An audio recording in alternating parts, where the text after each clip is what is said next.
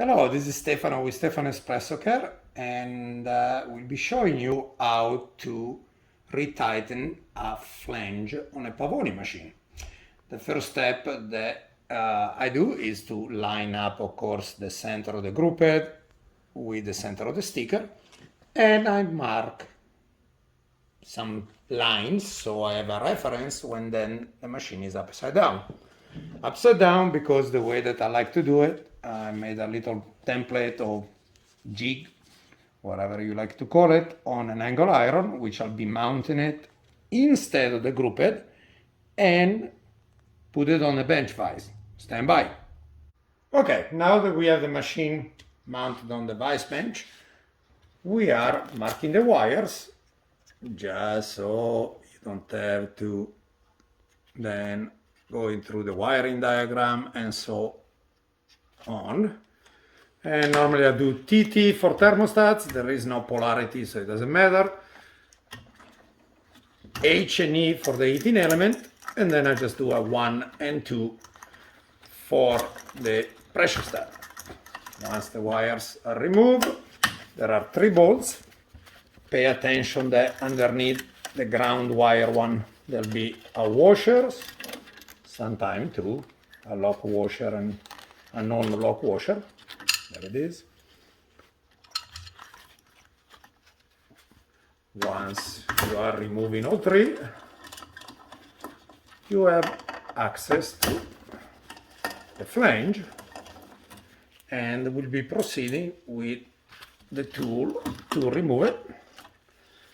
Note, of course, that there is an O-ring style gasket for this stainless steel style 2-prong heating element. Stand by.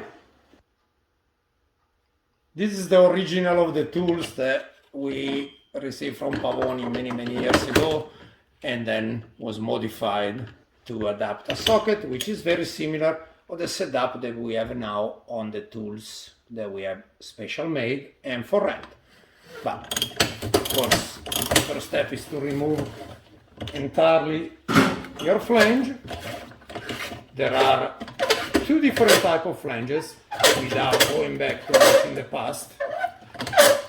One is the brass one and one is the plastic one. Both of them can be accommodated by the special tool that we now have for sale or rent. However, originally were 2 different tools used for the 2 different types of flanges. Okay, that flange was squeaking way too much to have it on the video, so therefore completely unscrew it. And to note, one of the spacer is stuck to the flange. Sometimes they're actually glue on the base, which is a little annoying to have to scrape them off and chisel them out or use whatever razor blade you need to. So one spacer here, and the second spacer is this one on the base. We'll be replacing them both with new ones, no matter what, and then I'll be showing you how to reattach the base and the flange. Okay, spacers are removed and scraped off from the flange. Of course, you have to keep an eye on the edge of the boiler at this point in time, make sure it doesn't have any serious dents or indentation and such. And you can also clean the boiler if so needed, a lot better once the base is removed and after you descale it, do some flushing or whatever needs to be done. First spacer's down there, base in place. Second spacer, I personally like to use the wider ones, no matter what, because he has more of a grip under the base. Push it down. Flange, and we always like to use a drop of Loctite. It is food grade, the one we use, but tell you what, it doesn't actually go and touch any water. So yes, food grade is good, but it is not necessary 100% for this application. You just start to screw in your flange. Of course, the Loctite will work against you. Eventually it will dry out.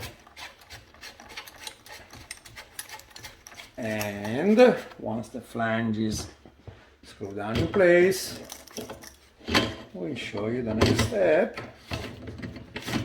We start the tightening normally by hand, and we also use an impact driver for the final, but one step at a time. So the first step, of course, is to getting close to alignment as possible on our lines underneath. Once that's in place, this is when it becomes a two-person job, because until I tighten it by hand to the point of getting closer, I can do it, but as it's getting closer, a second person needs to hold the base. Or if you are by yourself, using the impact driver, it will actually help you not having the base move as much. Okay, so we reattach the flange, and I use Heron helps and the impact driver. What I like to do is tighten it as much as possible, let it sit for a couple of minutes, and then see if it needs another cinch, and give it a little time for the spacer to settle down. Once that's in place, of course you need to replace the O-ring for the 18 element. However, in many cases the holes and the flange will not match again, so the pressurestat pipe will need to be rebent. And I also just noticed how poorly kinked bent this one was originally, so I'll be reshaping it, reposition it, and take advantage of the new positioning so I can install the 18 element back in place. Reconnect the wires, and of course do any clean that needs to be done. Replace the pressurestat if needed, and this should be the extent of the job. Thank you for watching.